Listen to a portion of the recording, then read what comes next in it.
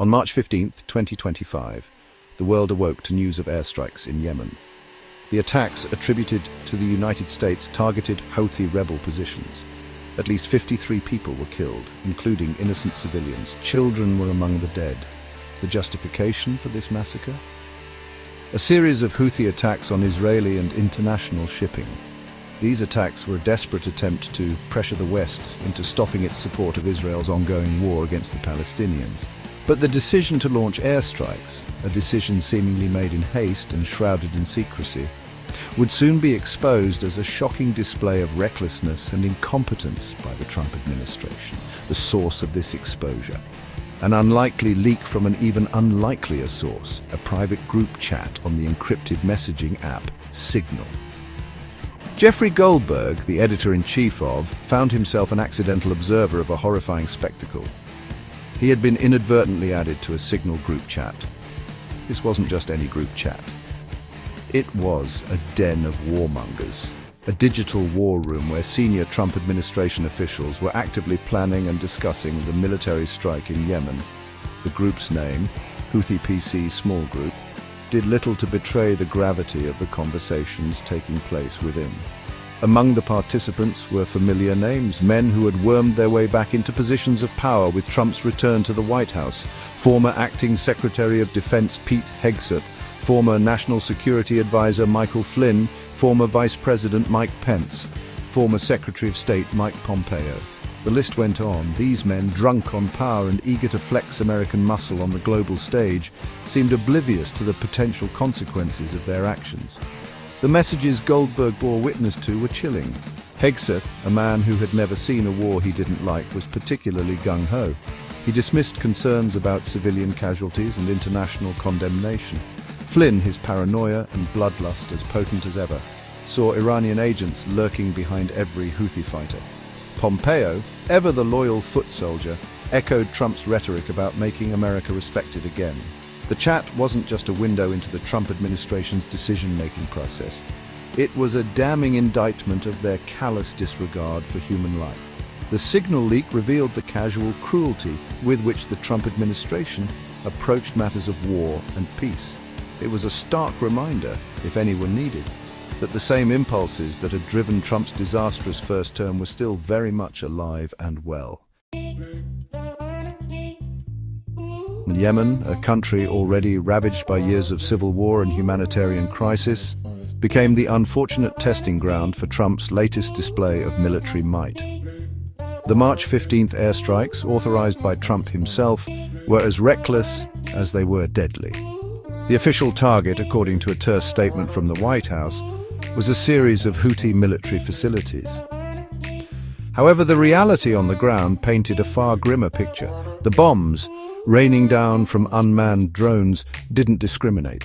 They struck hospitals, schools and homes, reducing entire neighborhoods to rubble. The death toll, initially reported as a handful of enemy combatants, quickly climbed into the dozens. The images that emerged from the wreckage were heart-wrenching.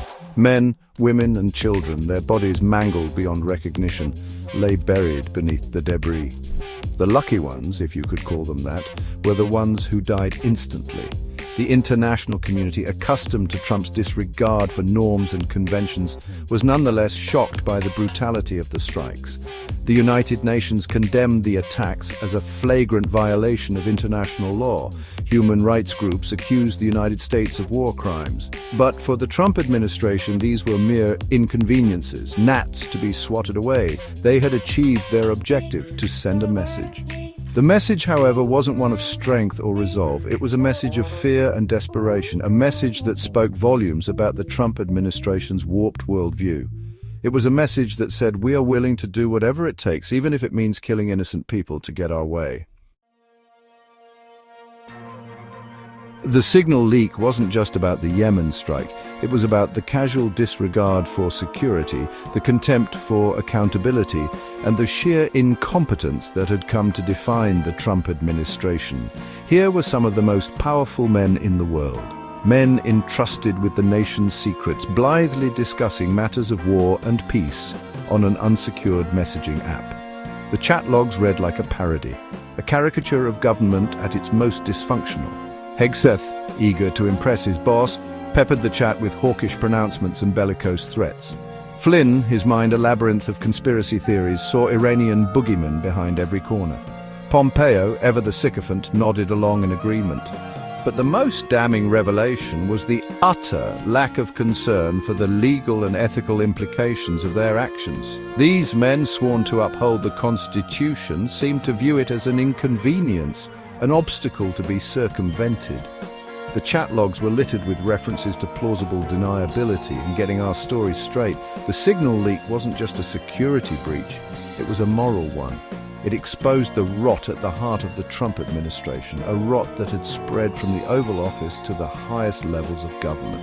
It was a reminder, if any were needed, that power in the wrong hands could be a dangerous and destructive force. The fallout from the signal leak was swift and severe. The media had a field day portraying the Trump administration as a cabal of reckless cowboys. Late-night talk show hosts had a wealth of new material for their monologues. The public, already weary of Trump's antics, was appalled. The Democrats, sensing blood in the water, called for a full-blown investigation. Congressional hearings were held, subpoenas were issued.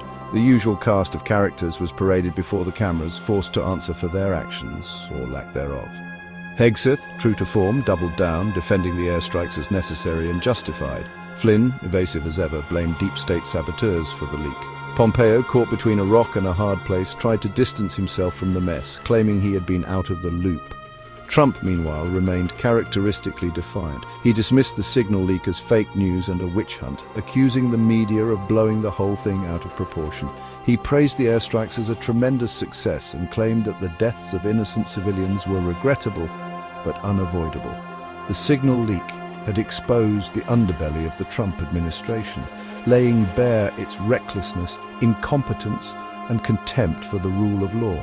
It was a scandal that would dog Trump for the remainder of his presidency, a stain on his already tarnished legacy. But perhaps the most tragic aspect of the whole affair was the human cost. The innocent men, women, and children killed in the Yemen airstrikes would never see justice. Their deaths, a footnote in the annals of American foreign policy, would serve as a grim reminder of the price of secrecy and hubris.